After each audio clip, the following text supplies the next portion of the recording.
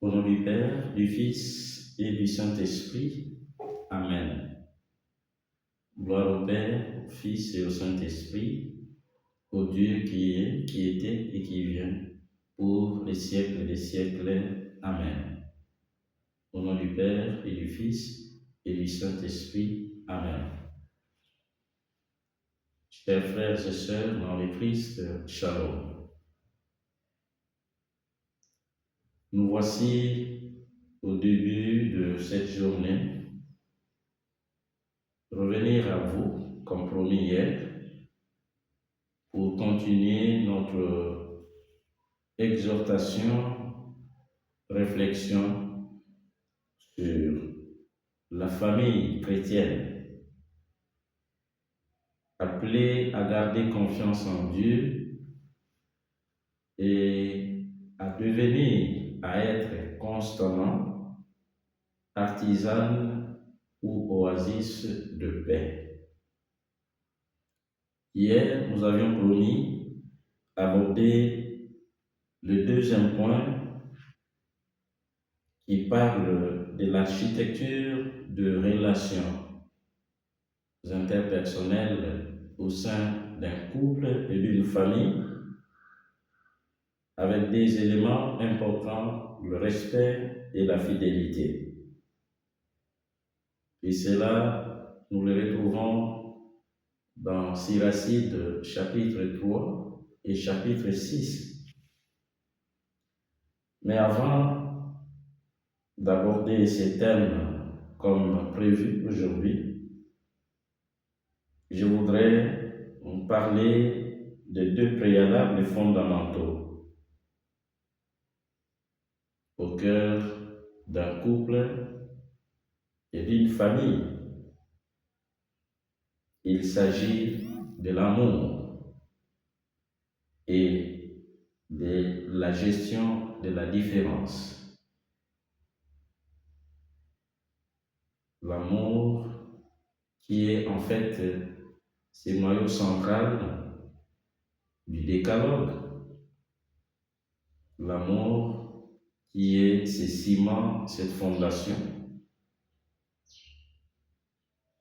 sur laquelle s'édifient les différents types de relations entre les personnes et les humains.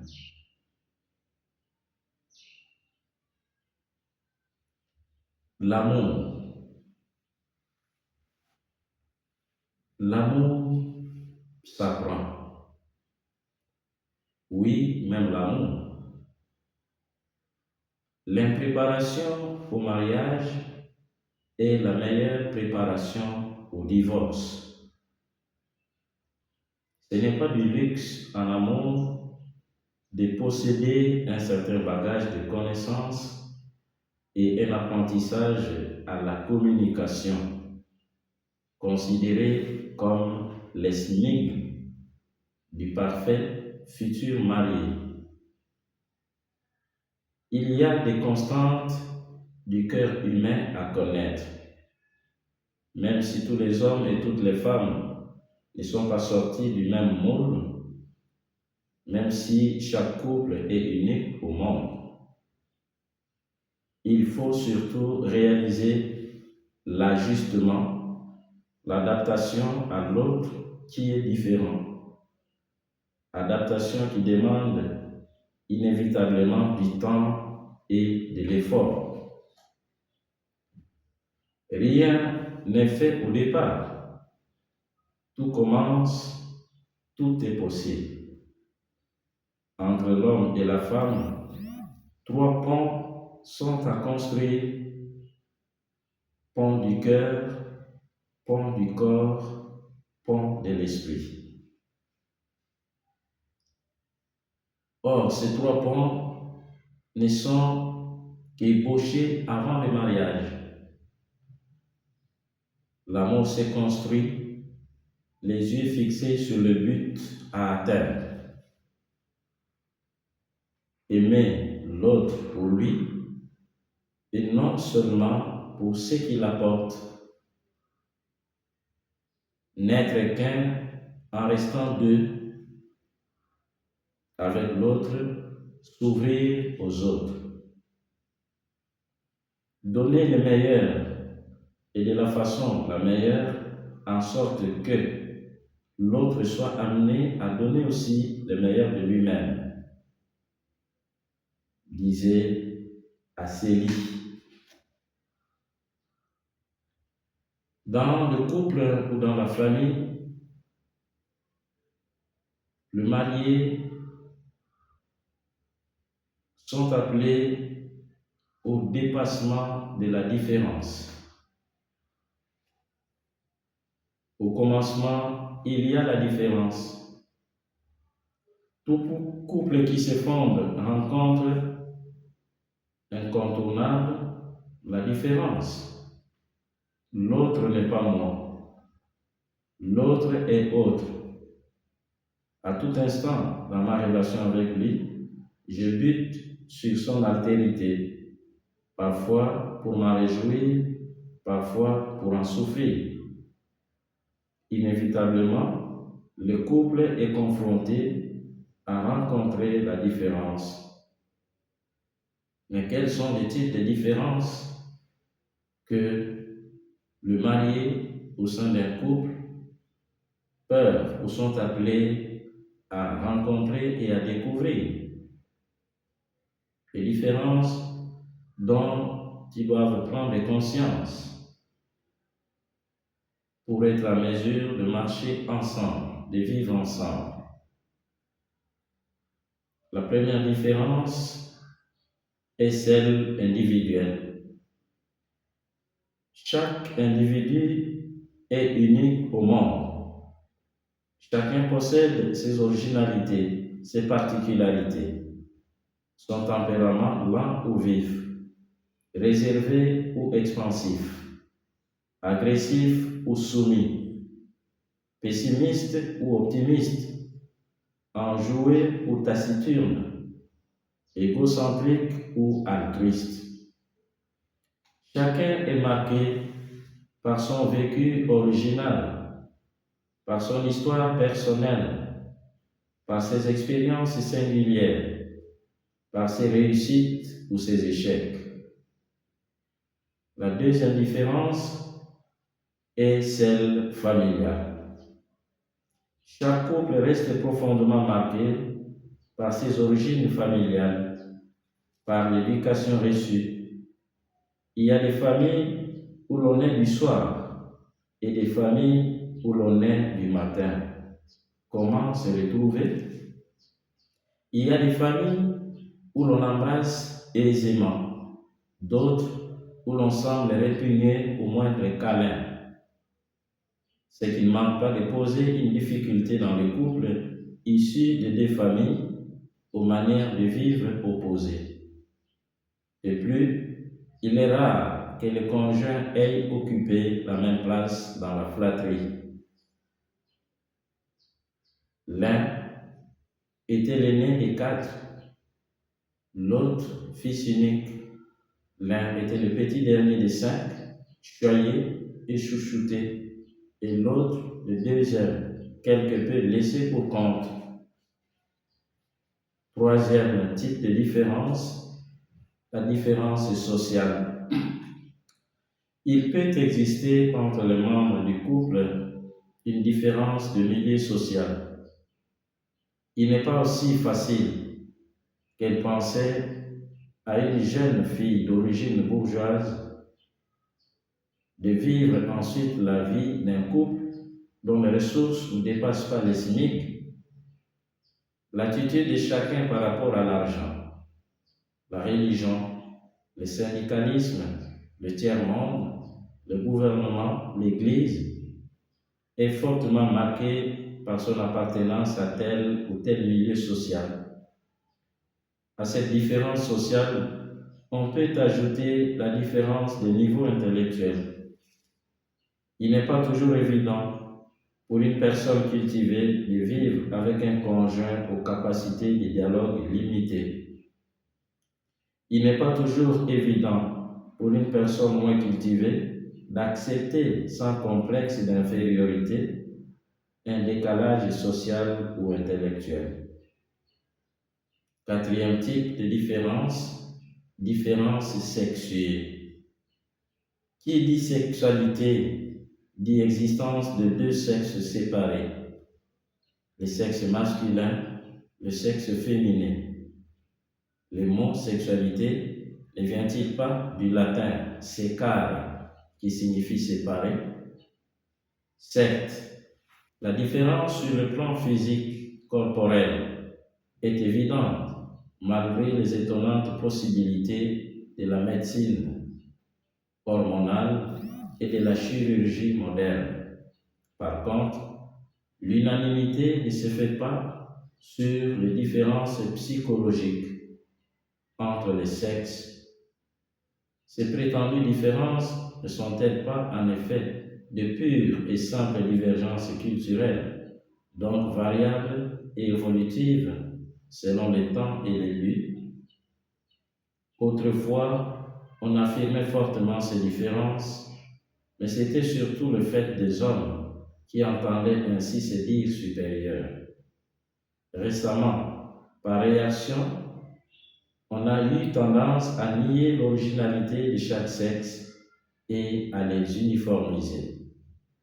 Aujourd'hui, il semble qu'on soit revenu à une position plus nuancée. On affirme l'égalité des sexes, mais on reconnaît une certaine différence. Aujourd'hui, on souligne tout d'abord ce qu'il y a de semblable chez l'homme et chez la femme. Même capacité intellectuelle, même possibilité d'assumer certains rôles, de réussir dans des métiers analogues. On reconnaît du moins une spécificité de chaque sexe. La femme moderne ne rêve plus d'être identique à l'homme, mais d'être pleinement elle-même. Il reste que cette spécificité n'est pas facile à préciser et à cerner parce qu'elle est immergée dans une culture et relativisée par d'autres variables comme l'éducation, le milieu social, le vécu de chacun. Ce qui permet d'affirmer l'existence de cette spécificité, c'est le fait que 1. L'homme et la femme n'habitent pas le même corps. 2. Leurs hormones sont différentes. 3. Leurs cerveaux ont une organisation différente, comme viennent de le montrer les travaux récents de neurophysiologues. Importance de l'hémisphère gauche chez la femme, de l'hémisphère droit chez l'homme. 4. Ce sont toujours les femmes qui portent et allaitent les enfants. 5. La sexualité n'est pas vécue de la même façon par l'homme et par la femme. On affirme avec force que sur la balance de la valeur et de la dignité, l'homme et la femme sont égaux. Différents, mais égaux. Venons-en au point qui était prévu pour aujourd'hui.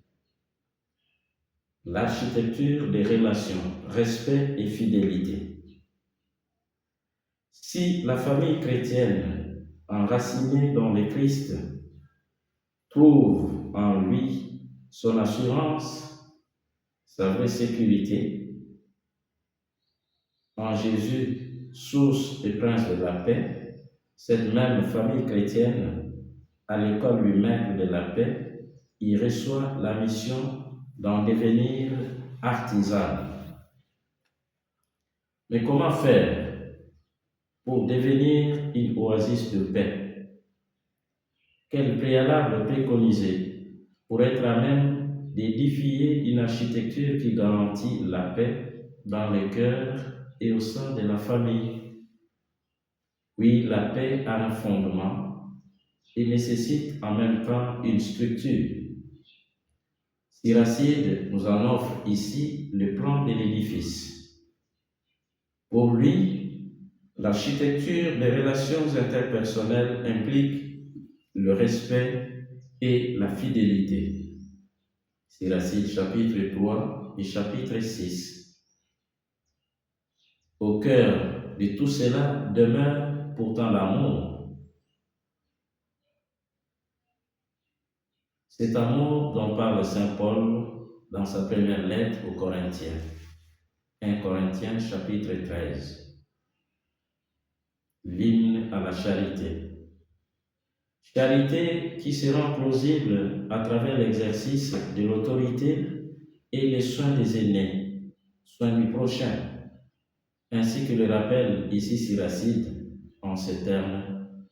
La paix est rompue quand les liens entre générations se brisent. L'ordre familial est source de paix, renchérit-il. Par ailleurs, il sied de savoir que la paix tant désirée, tant recherchée, n'est pas l'absence de conflit, mais le résultat ou le fruit d'un ordre d'amour. L'ordre de l'amour appelle à considérer la tendresse comme une force. Amoris Laetitia, numéro 4. Alors que Siracide parle de l'honneur dû aux parents et de l'humilité, Amoris Laetitia développe cela à travers l'hymne à la charité. Quelle application concrète? Aujourd'hui, être artisan de paix, c'est intégrer les grands-parents dans la vie familiale, en pensant à eux, en leur venant en aide, autant spirituellement que matériellement. L'hommage rendu à un père ne sera pas oublié, Siracide 3, 14. Le respect des parents est le premier exercice de paix pour le parent. La révolution de la tendresse. Dans Amoris Laetitia, le pape François demande de redécouvrir la valeur des gestes. L'amour ne se laisse pas dominer par le ressentiment. Amoris Laetitia, numéro 103. Car l'amour est communication et communion. Une communication alimentée par un esprit de discernement qui appelle à la douceur et à la capacité de faire un meilleur choix, comme on peut le découvrir dans Siracide chapitre 6, qui parle des paroles douces et des choix des amis. Une famille chrétienne doit être un lieu de paroles douces et d'amitié fidèle, un espace de dialogue et d'une véritable liberté intérieure. C'est ici une invitation à choisir la loyauté plutôt que la trahison ou la complaisance, car un ami fidèle est un trésor et un remède de vie. Illustrons ici ce à quoi invite Siracide, parlant de douceur et de l'élection des amis. La gestion des écrans.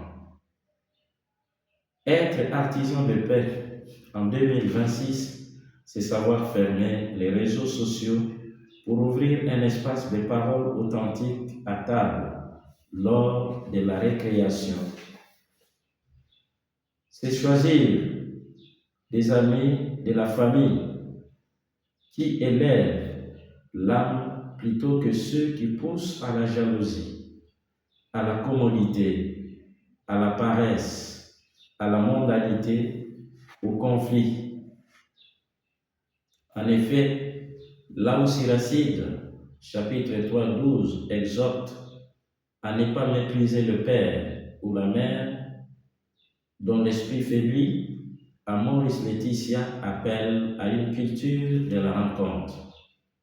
Concrètement, être artisan de paix en 2026 au sein de nos familles, c'est organiser des temps, aménager des espaces où les petits-enfants écoutent les histoires des grands-parents, créant ainsi un pont entre les générations pour contrer la solitude moderne. Dans la logique de l'exhortation à être des hommes et des femmes aux paroles douces et épris du discernement, le pape François appelle à utiliser, et toi mon ci-après, s'il te plaît, merci, pardon. C'est ici que l'enseignement de Siracide sur la douceur devient très concret. Siracide 3, verset 17. La famille est appelée à être l'artisanat de la paix, une pédagogie du pardon nous est ainsi proposée. Dans Matthieu 5, verset 9, Amoris Laetitia 8. Un artisan est un homme, une femme engagée, debout, à l'œuvre, dans un domaine bien déterminé. Et Jésus, dans le Béatitude, ne dit pas heureux le pacifique, c'est-à-dire passif, mais il dit heureux les artisans de paix, c'est-à-dire ceux qui sont actifs. Et là, tout est dit, car l'artisan de paix est un homme, une femme engagée et impliquée dans le processus de conquête de la paix. Jésus appelle les artisans de paix fils de Dieu.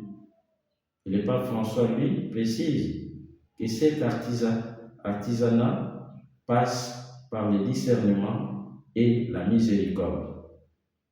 Ceci implique le travail du pardon. Un artisan travaille une matière brute. En famille, la matière brute est notre ego. Appel à l'art du discernement. Être artisan de paix ne signifie pas ignorer les problèmes, mais les traiter avec miséricorde. Il faut éviter les jugements qui ne tiennent pas compte de la complexité des situations. Amoris Laetitia 296. Exemple concret de la gestion des conflits. À ce propos, le pape François exhortait de ne jamais finir la journée sans faire la paix. Une petite caresse, pas besoin de grands discours. Amoris Laetitia 236. L'artisan de paix est celui qui brise le silence après une dispute, non par faiblesse, mais par héroïsme de la charité. L'artisan de paix, c'est celui qui, le premier, demande pardon ou fait un geste de réconciliation, même s'il pense avoir raison à 90%. Mais la paix s'apprend. D'où il faut prendre l'inscription à l'école de la paix pour être éduqué à cette paix. Parce que la paix est un don à recevoir, mais aussi à cultiver. Elle exige à la fois d'être accueillie. Un accueil qui implique un apprentissage afin de la vivre avec joie, avec art et d'en témoigner avec courage, bravoure et éloquence. Il nous faut être le prix Nobel de la paix dans nos familles et milieux de vie et de travail. La famille chrétienne a pour vocation d'être une oasis et une école de la paix, où les parents ont le devoir d'apprendre à leurs enfants à vivre dans la paix, à résoudre les conflits sans violence. Une éducation ou une instruction qui passe plus par le témoignage de vie que par de simples paroles. Au lieu de simplement s'engager à punir, l'artisan de paix enseigne l'enfant à exprimer son besoin et à écouter celui de son frère ou de sa sœur. La famille chrétienne doit être cette école où l'on apprend que la violence ne résout rien. Et en 2026, cela signifie aussi éduquer les enfants à une paix numérique, refuser le cyberharcèlement et promouvoir la bienveillance sur les réseaux sociaux. À l'école de la spiritualité de l'hospitalité. Une famille artisane de paix n'est pas repliée sur elle-même. Elle ouvre sa porte. Accueillir un voisin isolé ou une personne en difficulté, c'est faire sortir la paix du foyer pour qu'elle irrigue les quartiers. Une telle famille qui a confiance en Dieu ne craint pas d'accueillir, ce qui fait qu'en elle, la paix devient contagieuse. Quelle est la mission de la famille chrétienne? La famille chrétienne a, entre autres, pour mission d'être ouverte. Amoris Laetitia 9. Il est bon de sortir de cette illusion qui fait croire que la famille est un luxe privé. C'est ma famille, oui. Si cette appropriation me rappelle mon sens d'engagement et de responsabilité à travailler pour la promotion et la protection de la famille, du fait que la famille est un don précieux de Dieu pour l'humanité et pour le monde entier. En effet, que serait le monde, l'humanité, si la famille venait à disparaître?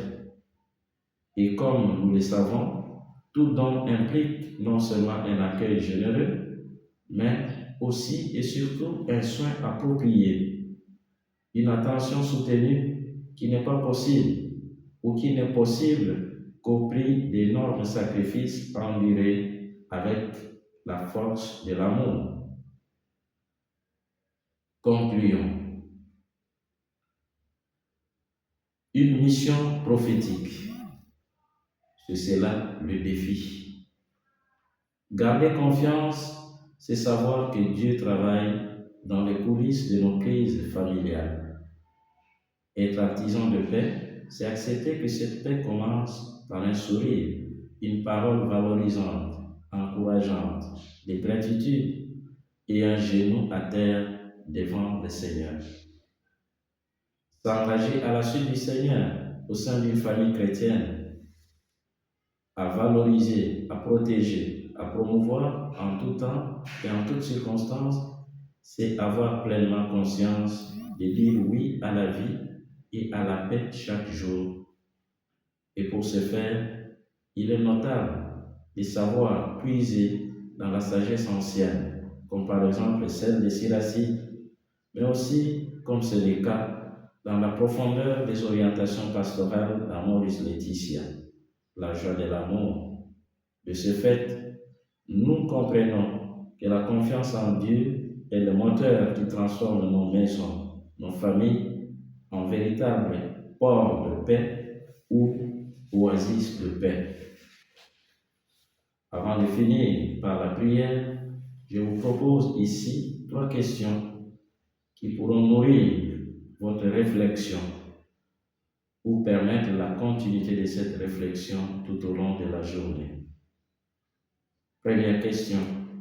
Quel est le chantier de paix de votre famille? Serait-ce un pardon à donner, une réconciliation à réaliser, un temps de prière à restaurer, une visite à offrir? Deuxième question. Quelles sont les causes des crises récurrentes de manque de confiance en vous-même et dans votre partenaire, époux, épouse, enfant? Troisième question. Quelle solution préconisez-vous pour la deuxième question? Prière finale. Seigneur, fais de moi, de ma famille, une oasis et un atelier de paix, où la confiance l'emporte sur la peur et où l'amour se fait service au quotidien, où l'amour devient le mot de passe et la clé qui permet d'ouvrir et de construire nos relations interpersonnelles. Gloire au Père, au Fils et au Saint-Esprit, au Dieu qui est, qui était et qui vient, pour les siècles des siècles. Amen.